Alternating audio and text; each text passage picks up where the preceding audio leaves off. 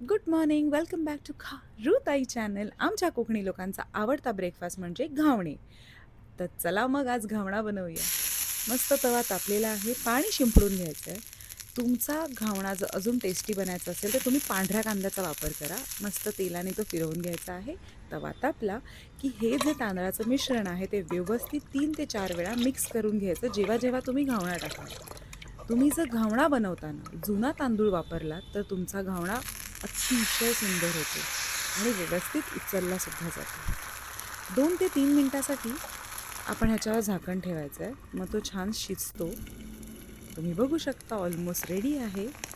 थोडंसं 4 बाजूनी उचलून पण बघायचा घावणा की तो व्यवस्थित उचलला जातो आहे का, तर येस, करेक्ट. आणि मग ह्या घावण्याला पलटून घ्या. तुमचा घावणा रेडी. तुम्हाला पण घावणा आवडत असेल तर मला नक्की कमेंट करा. आणि चहा, ओ माय गॉड, चहा बनवायची राहून गेली. चहा आणि घावणा विषयच वेगळा.